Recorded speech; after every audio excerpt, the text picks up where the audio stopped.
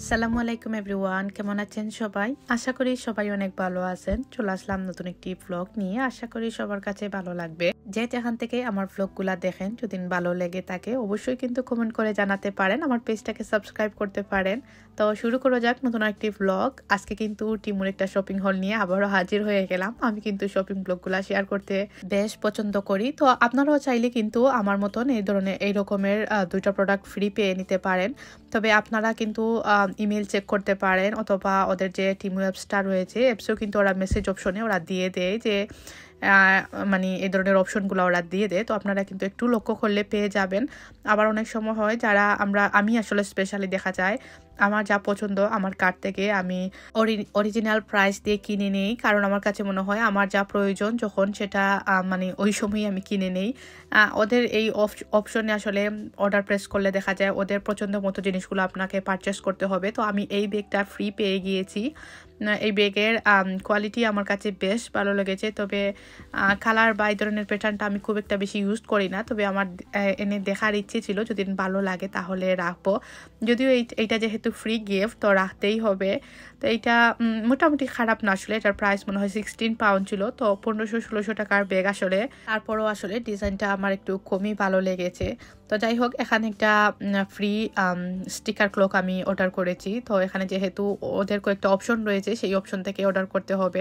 তো আমার লিভিং রুমের এই ক্লকটা মানে অন্য রুমে দেওয়ার ইচ্ছে ছিল, চেঞ্জ করার ইচ্ছে ছিল, তার জন্য স্টিকার ক্লকটা আনিয়েছি। তো একটু পরই আপনার সঙ্গে এটা রিভিউ শেয়ার করব। সেই সঙ্গে কিন্তু আমি অনেকগুলা অর্কিডের ফ্লাওয়ার অর্ডার করেছি। এগুলার কোয়ালিটি খুবই ভালো ছিল। প্রাইসও মোটামুটি মানে বেশ ভালো ছিল।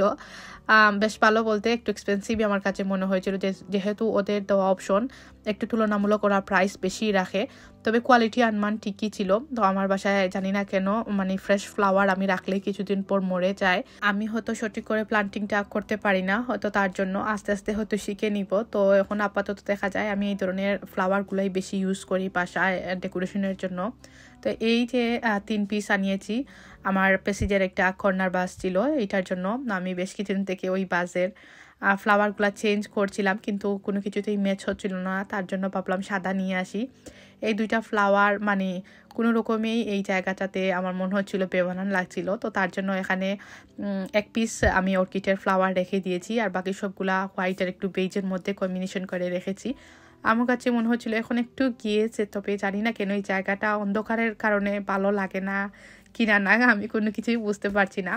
কেমন হলো অবশ্যই কিন্তু কমেন্ট করে জানাতে পারেন যারা আমার ব্লগটা দেখছেন এখনও কন্টিনিউ করছেন। তারপর এই যে স্টিকারের ওয়াল ক্লক যেটা আসলে ছিল, আমি ওয়ালে একবার লাগিয়েছিলাম আমার আগের ক্লকটা খুলে। যখন আমি একটু মুভ করতে চেয়েছিলাম, মানে একটু মেজারমেন্টে মিস্টেক হয়ে গিয়েছিল, তো সঙ্গে সঙ্গে কিন্তু আমি মুভ করতে চেয়েছিলাম, কিন্তু একদম ভেঙে উঠে চলে এসেছে। তো এই জিনিসটা আসলে একদমই কাজের মনে হয়নি, কারণ আপনি চাইলেই কিন্তু এই জিনিসটা একটু চেঞ্জ করতে পারবেন না, মুভ করতে পারবেন না, তাহলে আপনার ওয়ালের পেইন্টও নষ্ট হয়ে যাবে আর জিনিসটা একদম ভেঙে নষ্ট হয়ে যাবে। তো এই জিনিসটা একদমই বেকার ছিল। তো আজকে কিন্তু ব্লগের একদমই শেষ প্রান্তে চলে এসেছি। আশা করি সবার কাছে ব্লগটা ভালো লেগেছে। সবাই ভালো থাকবেন। আসসালামু আলাইকুম।